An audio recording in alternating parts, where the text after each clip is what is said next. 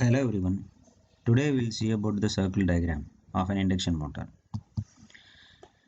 Induction motor performance can be visualized over complete range of slips by graphical approach. This graphical locus approach is called as the circle diagram. Also, the complete performance of the induction motor can be calculated by varying the slip using the parameters of the approximate circuit model obtained from the following tests: no load test, short circuit test or blocked rotor test, and stator resistance test. Let us move on to the circle diagram. So locate the voltage phasor, which is the reference phasor, as OV. The current phasor on this voltage phasor is its real component, whereas the reactive component will be projected on the OX axis. So first draw a vector OA, which represents the no load current and its no load power factor angle phi naught. These two are obtained from the no load test. Next, project another vector OB, which represents the short circuit or the blocked rotor current and its corresponding power factor angle phi s. ISN is taken with reference to the normal voltage, and these two are obtained directly from the short circuit test or the blocked rotor test. Now join AB, which represents the I2 dash rotor current with respect to the stator or with reference to the stator. The circle diagram is going to be the locus of this I2 dash. The AB line is called as the output line. So note here that the points A and B lies on the circle. So now project a line AF, which is exactly perpendicular to the V axis, voltage axis. And now to find the center of the circle, draw a perpendicular bisector to the output line, which meets the AF line at O dash. With O dash as a center and O dash A as a radius, draw a semicircle ABF. So as we said, the points A and B are in the circle. Now project the B so that it meets the AF line at D. Now bisect this BD at E with the ratio of rotor copper loss to the stator copper loss.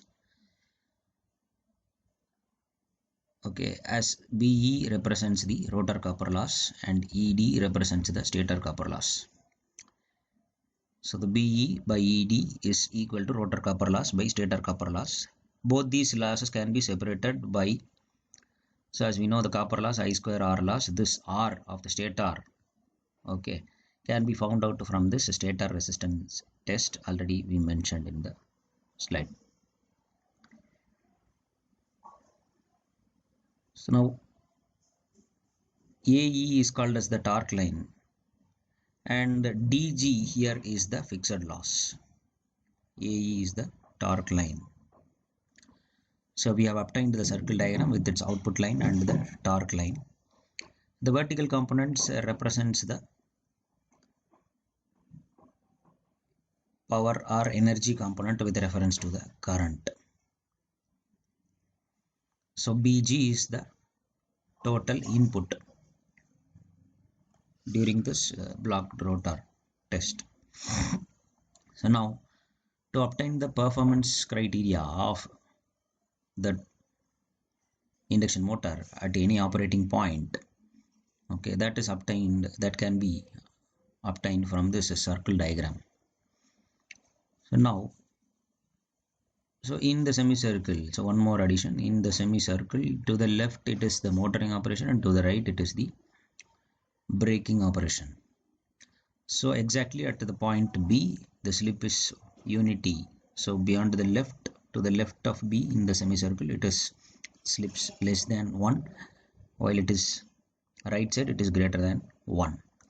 So when we project this dark line AE, so that it meets the semicircle, that will be the value at which the slip is infinity. So it is the breaking operation, right side, it is the breaking operation.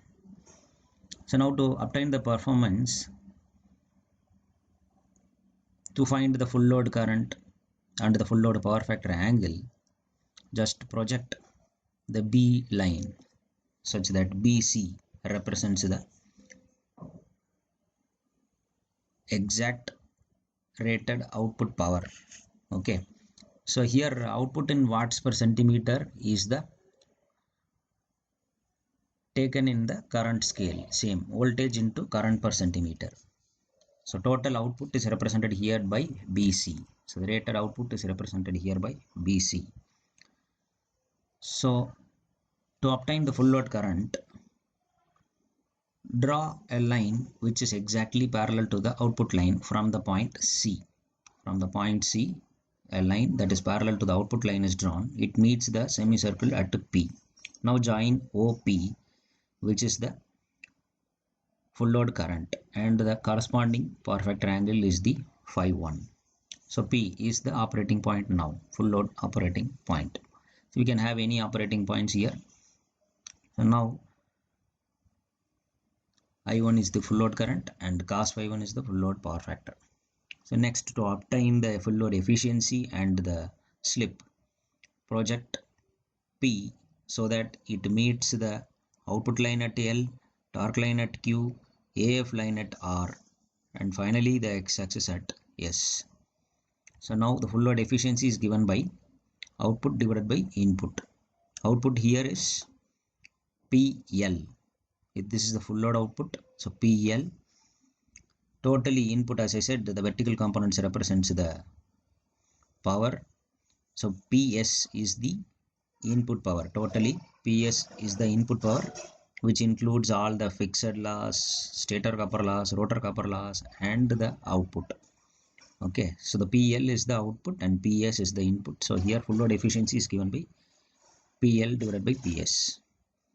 Similarly, full load slip is given by LQ divided by QP. LQ divided by QP.